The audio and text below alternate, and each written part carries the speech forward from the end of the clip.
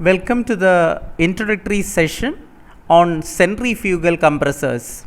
As you know, compressors are broadly divided into positive displacement compressors and rotodynamic compressors. Among the two categories, centrifugal compressors belong to the rotodynamic type. So, centrifugal compressors are essentially radial flow turbo machines, which mainly uses air as the working fluid, and by using a rotating impeller, that fluid is energized. That in other words, you can say that the mechanical energy imparted to the rotating impeller from outside is utilized to increase the total internal energy of air, which is essentially in the form of increased static pressure head.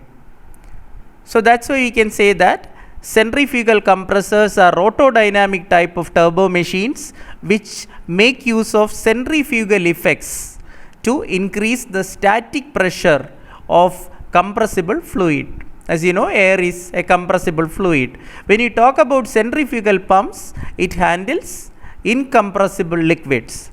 But here centrifugal compressors handle gases, that is compressible fluid, or it can even handle vapors.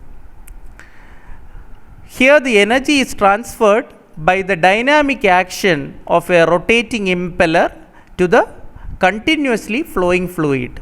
So the key word is continuously flowing fluid. In reciprocating compressors, the flow is intermittent. Certain volume of air is taken inside a cylinder and it is pressurized by a direct displacer, that is a piston or a plunger, and it is compressed by reducing its specific volume. So that is what is happening in a reciprocating compressor.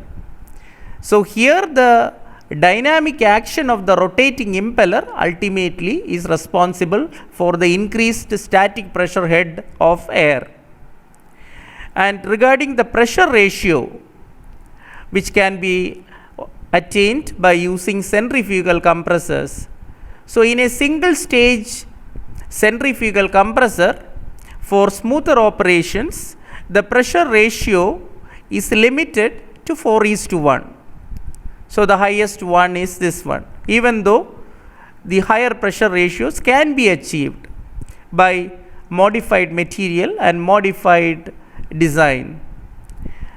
So for smoother operations, a centrifugal air compressor, which is manufactured by conventional means, can increase the pressure or can attain pressure ratio of 4:1. So centrifugal compressors can provide higher mass flow rate than reciprocating air compressor. So compared to reciprocating air compressor, centrifugal compressors can provide higher mass flow rate. But compared with axial flow air compressors, the flow rate which the centrifugal compressors can provide is low. So compared to axial flow compressors, mass flow rate is lower, but compared to reciprocating air compressors, the centrifugal compressors can provide higher mass flow rates. Then it has many applications. So I have enlisted here, but I will tell you in brief. So it is used in petrochemical industries, and it is used in large scale refrigeration plants, also big central air conditioning systems.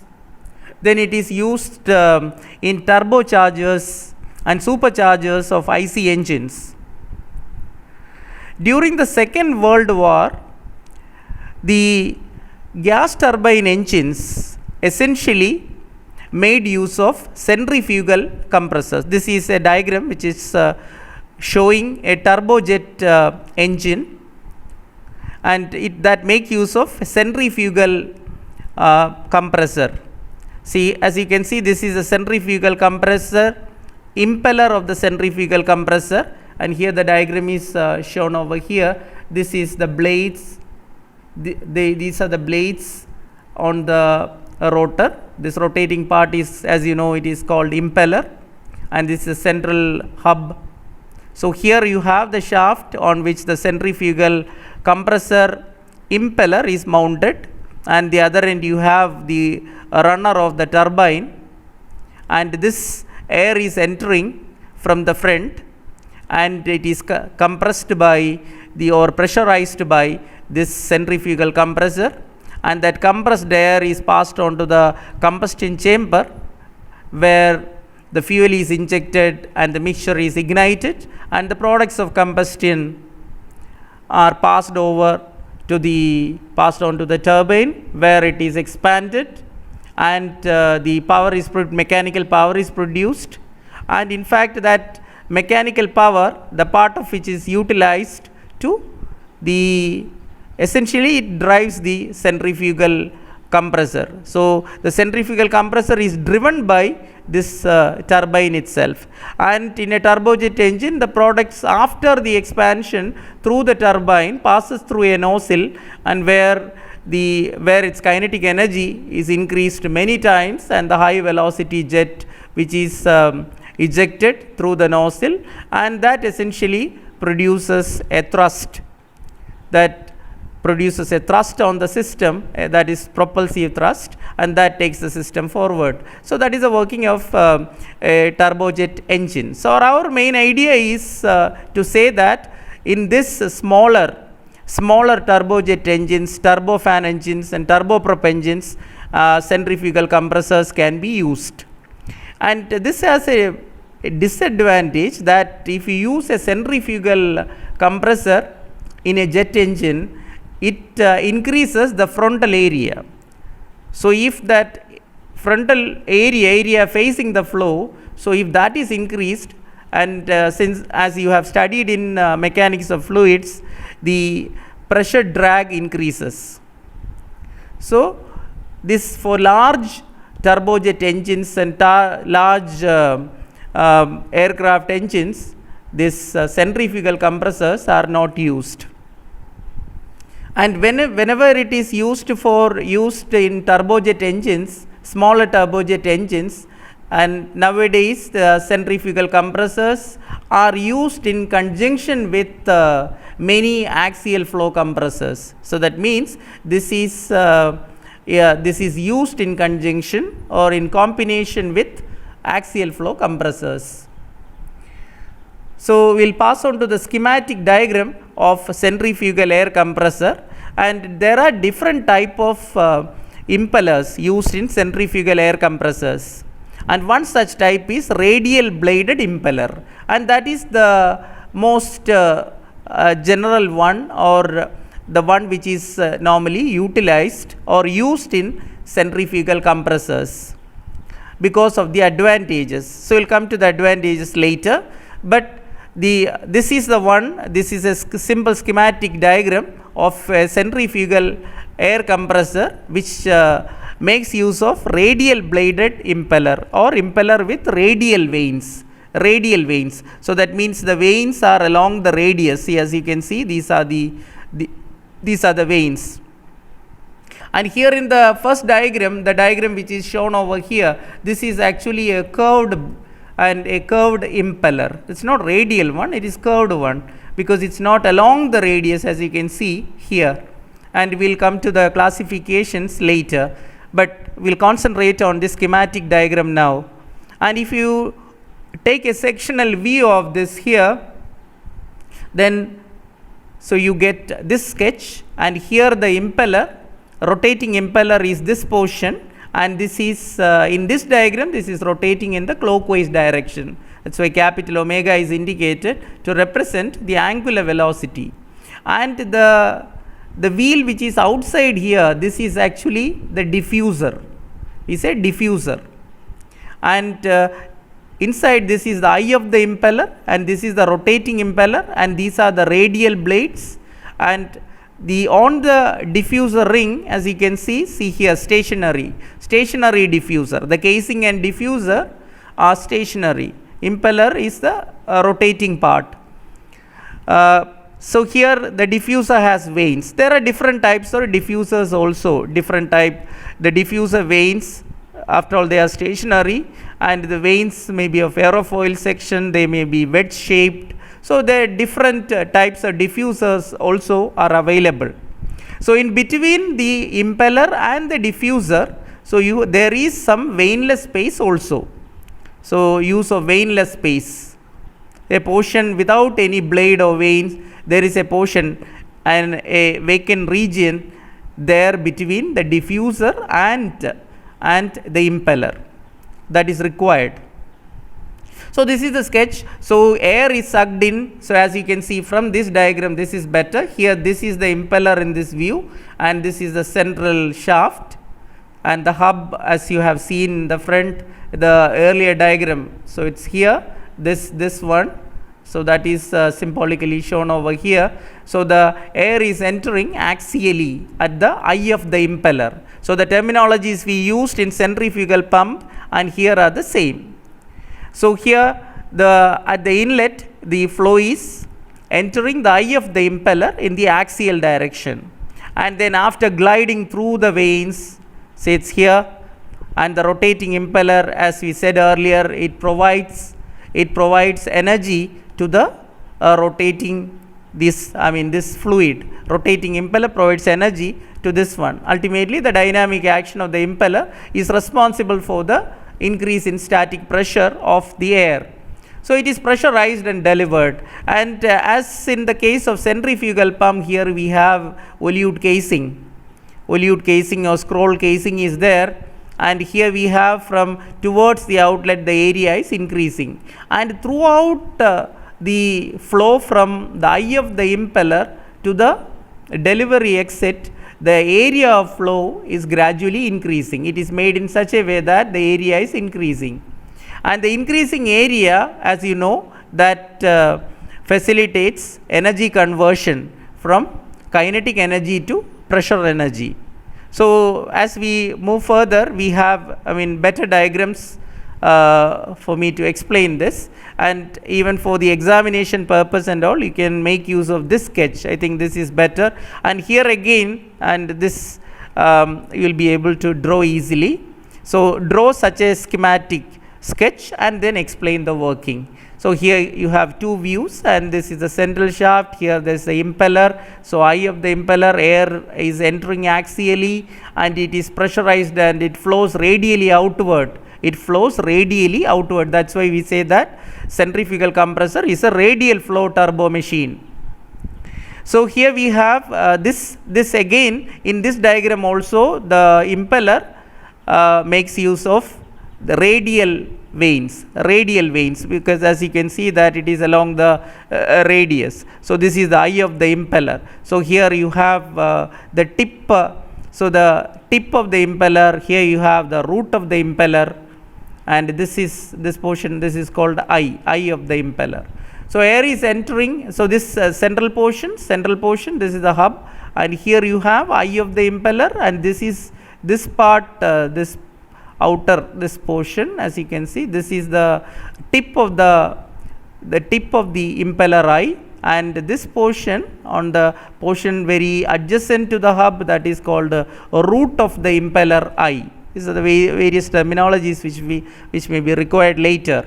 And the diffuser has vanes, as you can see.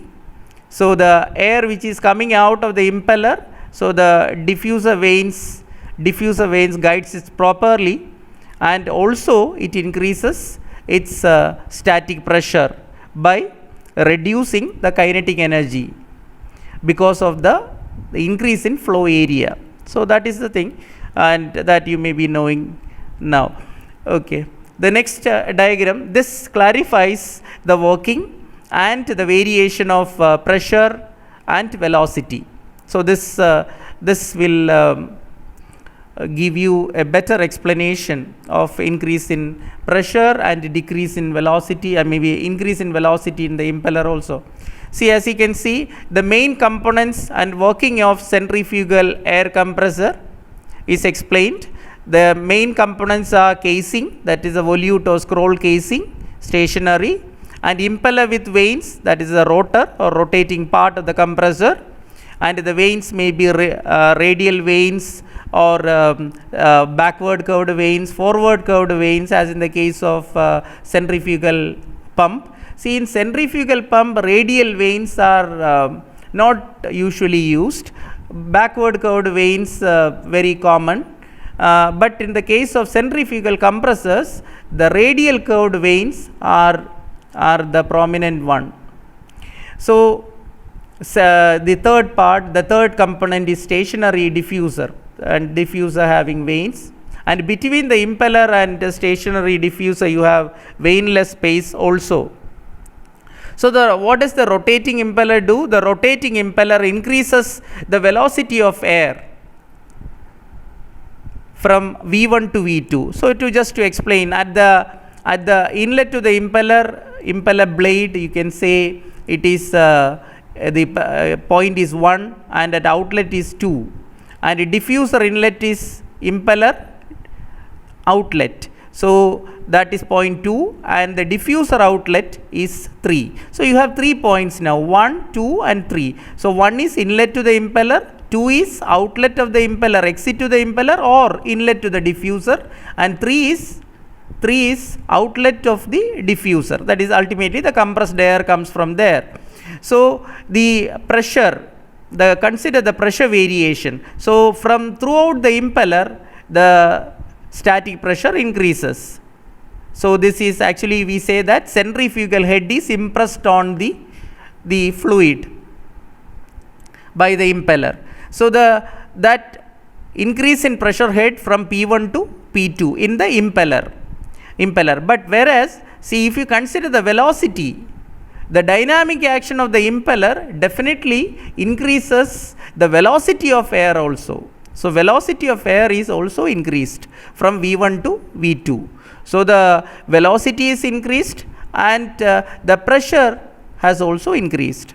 So the pressure increases and velocity increases in the impeller. So that definitely means there is energy conversion as well as energy transfer. So energy transfer from impeller to the air, so that is responsible for the increase in kinetic energy or increase in velocity, and the energy transformation on account of the flow area and the centrifugal head is impressed, and that increases the static pressure. So the pressure, in short, the pressure increases from P1 to P2 and the velocity also increases from V1 to V2 in the impeller. And now you consider the diffuser. So diffuser, there is no energy transfer or there is no energy addition. So whatever energy it has there, one form is converted to the other. So what form now? The velocity, the increased kinetic energy after coming out of the impeller, so that increased kinetic energy is converted to pressure. So the static pressure again increases from P2 to P3, whereas the velocity is now reduced. So the point you have to keep in mind is the velocity increases in the impeller, in the flow through the impeller, but in the diffuser that velocity is again decreased. So that velocity is reduced from V2 to V3. Ultimately the use of compressor, or what we expect from the compressor, is the increase in static pressure, not increased velocity. So therefore that the velocity that is increased that has increased after the impeller, so now that is again reduced in the diffuser. So in other words, you can say that the increased kinetic energy now is converted to again more pressure energy. So the static pressure ultimately increases from P1 to P2 in the impeller and P2 to P3 in the diffuser, whereas the velocity in the impeller increases from V1 to V2, then but in the diffuser, but it's reduced from V2 to V3, and the ultimate objective is to make the velocity at the entry to the impeller, what is that, V1, to be made equal to V3, that is the velocity at the exit of the diffuser, velocity of the compressed air.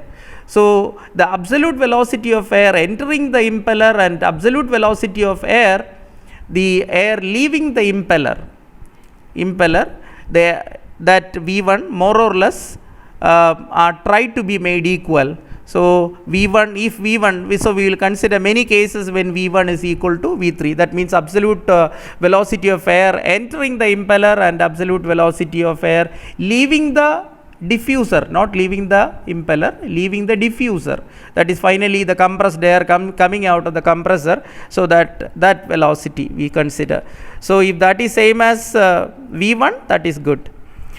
So we consider, that is, we aim to attain that. So we have the whatever I have explained, that is written over here. There is only energy conversion in the diffuser. Kinetic energy is converted to pressure energy, but there is both energy transfer, energy addition, and energy conversion in the impeller. So we will consider now different type of impellers used in centrifugal compressors, different type of impellers used. So there are many types. I have listed now, there is 7 types. One-sided impeller, then two-sided impeller, means a double suction type we say, unshrouded impeller, then shrouded type having some sort of covering, then impeller with backward curved vanes, impeller with forward curved vanes, and radial bladed impellers. So these are essentially 5, 6 and 7. These types are concerned with the type of vanes used on the impeller, either forward curved, backward curved, or radial vanes. But the other 4 types are either first 2 means one-sided. See, this is one-sided, and here you have both-sided. So that means air is entering from both side and compressed and delivered. So we say double suction or double-sided impeller in action. So this is the type. And we have one-sided, so one-sided one, and then we have two-sided. So schematically it is represented over here, half the schematic representation, half the portion is shown. So this is half the portion of the impeller, one-sided, here two-sided. This is impeller with some sort of covering. We say impeller shroud is there. So shrouded impeller, then unshrouded without shroud. So that is this open types. These are all unshrouded. And then backward curved, forward curved, and radial vanes. I have a diagram for you. This will give you better understanding of backward curved, forward curved, and radial vanes. So backward swept impeller or backward curved vanes, impeller with this is an one-sided impeller with the backward curved vanes. Backward curved means, this diagram will give you a better picture. So these 2D sketches will give you a better picture, and even for the examination purpose you should draw this one. So here you have curved vane shown, but what is important is the direction of rotation. So without direction or rotation, these diagrams are not at all valid, because we cannot say whether it is forward curved or backward curved. So here consider that this is rotating in the clockwise direction. So the vanes are now curved backward. So we explained this in the case of centrifugal pump. So here we have the same thing in the case of centrifugal compressor. The vanes are curved backward considering the direction of rotation. And here these vanes are now curved forward. See, I didn't change the direction of rotation. Direction of rotation here in this case clockwise, this case also clockwise. But here, as you can see, the vanes are curved in the forward direction considering the direction of rotation. So here it is backward curved, and this one is forward curved, but remember the direction of rotation is important. This is now the radial exit. So at the outlet tip, consider the outlet tip of the blade. See, this outlet tip, it is along the radius. So outlet tip is along the radius. So most of the centrifugal compressors make use of this kind of impeller blades, that is radial bladed impellers. And in our diagram here, we have shown radial bladed impellers. See, in the last slide I explained to you the variation of pressure, static pressure in the 2 stages, that is at the impeller part and at the diffuser region. So here, if you can expect, if you want to have 50% increase of static pressure that takes place in the impeller and 50% static pressure that takes place in the diffuser. So that kind of combination, 50% increase in diffuser, 50% in impeller static pressure, then that is possible by using radial bladed impellers. So that's a real advantage. So most of the centrifugal compressors make use of radial bladed impellers, and because of that we say that one important advantage of this centrifugal compressors is also lying in the fact that their blading is simple. So the blading is simple because this is radial blades. So since it make use of radial, but the other type of other categories are also there, backward curved, forward curved. Remember the very important thing, I have given a note over here. Marking the direction of rotation is extremely important when you present these diagrams. Now with one more slide I'll wind up this. So here other types of impellers are also there. Impeller with splitter blades are also there. Then shrouded impeller, as in the classification I listed this one, shrouded impeller and unshrouded, most of them I have shown, and this is shrouded with shrouded impeller. And this is a diagram, again a simple sketch for you to for better understanding. This here you have the radial vanes. Radial bladed rotating impeller is this, and outside part as you see is the diffuser ring with that is stationary, and with the diffuser vanes here. Now these types are wedge shaped, not aerofoil or other curved vanes here. Diffuser vanes I am talking about. These are called diffuser vanes with wedge shaped vanes. Diffuser ring with the wedge shaped vanes used over here. Okay, with this I conclude the constructional features and working of centrifugal compressors. So please listen to the video and take down the important points, draw the schematic sketches, and please understand the working and the kind of the pressure variation and the velocity variation in the impeller and the diffuser. Have a happy learning experience. Thank you very much.